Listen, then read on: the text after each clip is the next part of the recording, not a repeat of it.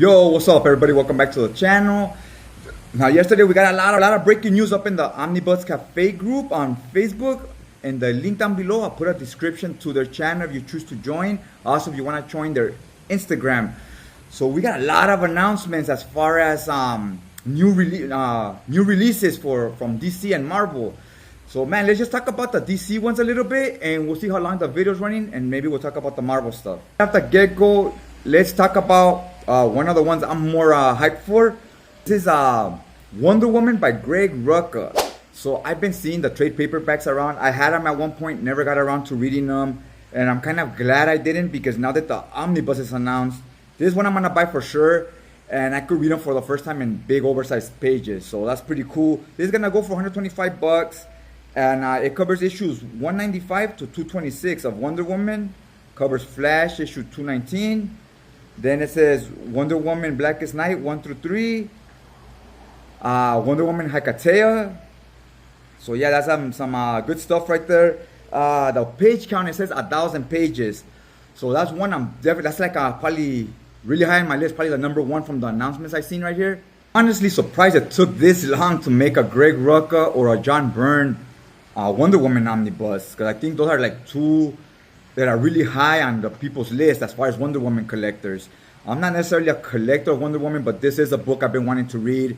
I do like what I've read from Greg Rucka, so I am hyped for that one. The next one, a lot of people are gonna be stoked for it. It's from the New 52. It's the Red Lanterns. It says right here, $125 cover price, 1,088 pages. Let's check out what content is in here. So it says Red Lantern 0 through 27, then issue 29 through 40. So issue 28 is not there.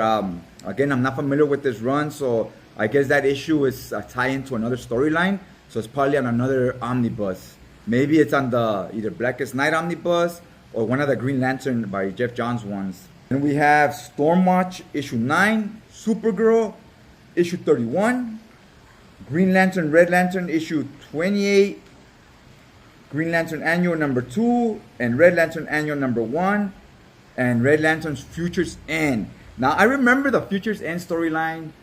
That came out back when I barely started reading comic books. It was the Futures End storyline that was kind of like towards the tail end of it. They had these really cool, like, not 3D covers, but they were like when you move them, it changed it had two different pictures. When you move it, it'll go from one picture to the next, then it'll go back to the first picture and so forth. Which kind of a cool gimmick. It remind me of back in the days as a kid where they had those like hologram covers and chromiums and all that stuff. Alright, the next one here is Hellblazer, Volume 2. So I know a lot of you are going to be excited for this, because I remember Hellblazer by Garth Ennis came out like, wow, I don't know, like 40 years ago, something like that. So I don't remember that one saying Volume 1, but I'm guessing this is Volume 2 is the continuation to that Garth Ennis run. This is just my guess. I'm not a professional here, but I think this is going to continue that run. Man, my freaking phone, it just randomly logs off. It's a piece of crap phone. So anyways, this one is written by Jamie Delano.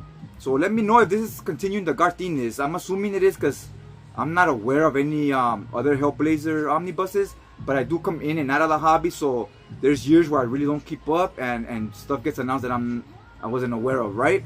Ooh, this one, the next one is Suicide Squad by John Ostrander. This is the original Suicide Squad.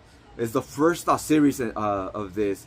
So I'm familiar with the writer. He works on Star Wars, the Dark Horse Star Wars. Solid writer. I do like what I read from him as far as his Star Wars stuff.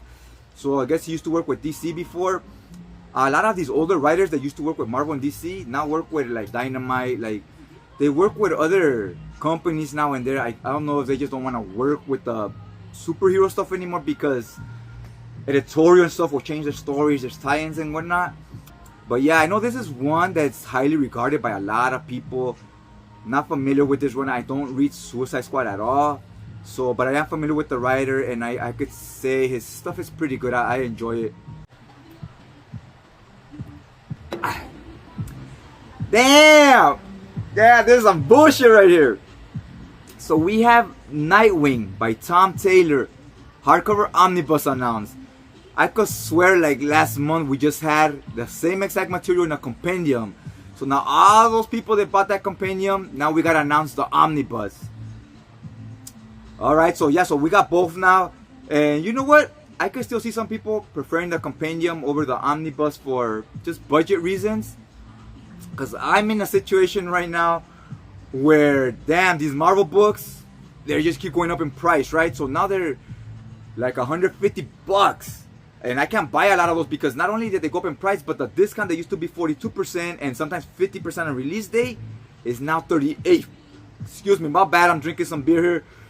So it's now 38%, so we're paying about $100 a book on the discount sites, right? So I'm like, I'm slowly, luckily I have most of the Marvel I want. I'm just kind of working on X-Men and so now I can appreciate more what DC is doing. It's like, you know, I'm a blue collar worker working at a regular warehouse type stuff, not in an office somewhere. But Marvel's not charging like $100. That's with a discount, right? So I'm like, man, I really gotta be more picky about what Marvel I buy. And I used to think, what's the point of the compendiums? They're paperbacks, they suck, right? Like in my opinion. But then I'm like, you know, they're a lot more budget friendly if you want the story. And I'm in that situation where I'm like, I would have to start buying some of those instead of the omnibuses, right? Because sometimes you just can't afford to buy those because depending on the budget, right? So it's good we have both options. I take back what I just said. Now we could get the paperback and you could still buy the hardcover for depending on your budget and what it is you collect, right? Yeah, but I hear a lot of praise on this run, and I hear more about the art than the writer himself, because they say the artist on each issue he gets creative and tries something different, right? Like example here, one whole issue will be pure one panel pages, pure splash pages, right? One issue will be pure two-page spreads, and so on and so on. We're also getting a reprint of Red Hood and the Outlaws, the new 52 stuff. I'm gonna put in the screen, I put what issues are in each of these omnibuses, right? So the video doesn't run so long. A few reprints here, I'm not even gonna talk about those because they're oh, how is Deceased? The DC Omnibus. It says here, Omnibus Deceased. The covers look pretty cool. It's kind of like a horror story. I might consider that one. It looks, let's see the price tag on this one is $125 for 1,056 pages. Yeah, that's one I might pick up. There's here Superman, Pal of Jimmy Olsen. Oh, this is the deluxe edition. Okay, Batman Detective Comics, the new 52. Who's the writer on this? It's $125 for 850 pages. So this one's a little more skimpy, but the price is the same at least. I'm not getting that info here, but it collects issues 0 through 26 of Detective Comics and the 2 annuals. So I'll put on the screen the writer's name. If you guys know who it is, put it in the comment section down below. Yeah, so those are the big heavy hitters right there. The one I'm really stoked for was that Wonder Woman. Yeah, that one I'm hyped to read. That's a character I want to get into, and every time I read some of her stuff, I just don't like it, right? Like, oh, I know I'm not the target audience because at the end of the day, these are all superhero books, right? But the underlining, there's always an underlining, right? So it's like different layers to the stories. They're always like, the target audience is more like for women. It's more stories of Princess Diana and her day-to-day life, working as a sculptor and so and so. Then we throw the superhero element, right? So the day-to-day stories, that's what makes the characters interesting and makes them different. Or else they're all just superheroes, right? So what makes them different is their secret identity, I mean. So yeah, every time I read her stuff, there's a lot of like, I read some of the Messler Loeb and some of the Phil Jimenez. I can't really remember the Jimenez stuff. But I know the Messner Loeb, it felt real like sexist, like she's like a real man hater and how men are just bad and not to be trusted.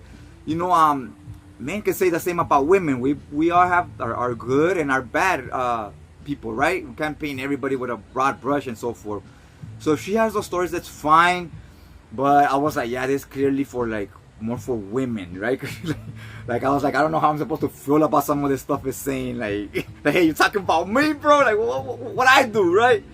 So anyways, yeah, hopefully Greg Rucka, that one will win me over, hopefully. I do like what I read from the George Perez stuff. That one was pretty good, although I still had some of that. It didn't have as much. So yeah, let's get to the next book. Oh yeah, the next one here is Batman War Games. So I've never read this before. I'm not familiar with this at all. But like I said, I'm recently starting to collect the Batman omnibuses now that he has like a decent amount, and it looks like they're going with all the 90s stuff, right? So I started with the Road to No Man's Land.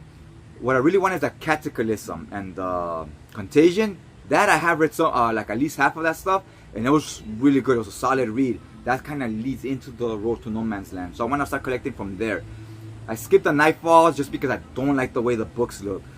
So I'm excited that this is here, because they had announced the Murder Fugitive, and I believe these two connect to each other. I don't know which one comes first or second, but I believe they go back to back. So that's pretty cool. Can't speak for the material. I don't know if it's any good, but I'm just one of those guys that once I set on a character, I try to buy a few of the books and try to read them in chronological order. Probably not the best idea, because you're wasting a lot of money that way. Then you read two of them and you're like, I don't even like this character. Now you gotta sell all of them, right? But Batman, I know, is a character I do enjoy. So once there's characters I enjoy, even if the story's bad, as long as the character is portrayed correctly, like the character is supposed to be, I can still enjoy the story just for the character. The next one is Supergirl, the New 52 Omnibus. I've been seeing these covers for a long time. I really like the way the art is on them and like the action poses and so forth. So I've been wanting to read Supergirl. She has interested me more than Superman. I'm not saying she's a better character because I don't read either, but I read a very few Supergirl and very few Superman. But Supergirl's a character I want to sink my teeth into, right? So I'm not familiar with who the writer is on this run, but that's one I'm definitely gonna buy. One I wanted was the Peter David one. I don't know if this is it or not. Again, it's gonna be stories where I know I'm not the target audience because it's a girl superhero, so it's gonna be portraying a woman's life, right? But this is gonna be a younger woman, much different than Wonder Woman, who's older, been around the block. You know, she's maybe pushing 30 already, and Supergirl still like in her early 20s, so she's still trying to figure shit out. So I'm thinking she's gonna be a little more reckless, trial and error type of lifestyle. We've all been teens and in our 20s, and it's a lot of trial and error that goes on right there. So yeah, that's something I think I would enjoy more than Superman. So I'm stoked for that one. Let me know if you guys have read this. Is this the Peter David stuff, or who's the writer on this?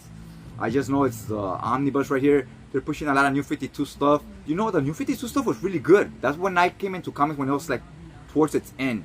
Bad Girl by Gail Simone, The Swamp Thing by Scott Snyder, that was good. And Aquaman by Jeff, that was really good. So the 3 New 52 Omnis I have read, they were all real solid, really good stuff. Again, I don't follow the DC characters, so I don't follow their continuity. But I can sometimes be a continuity buff where I'm like, they changed this or they ruined this. I don't have that connection with DC characters. I just know the characters by name. With Marvel, I'm a little bit more knowledgeable, so I'm a little more, I critique a little more when it comes to those. So I know some people didn't like the New 52 because things were changed around and whatnot, but to me this was my first introduction to the characters, so I was just judging the stories. So yeah, I'm excited for some of this stuff. This is all 2025 releases. Again, I'm gonna put the screenshots, and man, yeah, let me know what you guys were hyped for. I might do a Marvel one, you know, just to I just kind of want to talk about the ones that got me excited as well. Let me know what DC stuff you're hyped for here. I didn't mention everything, just the ones that kind of caught my attention and the ones I thought were getting some hype. Hopefully you guys enjoyed this video. If you did, go ahead and hit that subscribe button. That way it'll keep you notified on your feed every time a new video drops. That way you tune in to watch some more of me, right? And some more of my opinions on books and whatnot. And you know, do me a favor, if you did enjoy, hit that like button. It really helps out the channel. We're trying to get some traction going and whatnot, so we could get some dialogue, some back and forth, you know, because we're trying to build a community here, right? So yeah, other than that, I think that's all I got for you guys, and I'll check you guys out next time.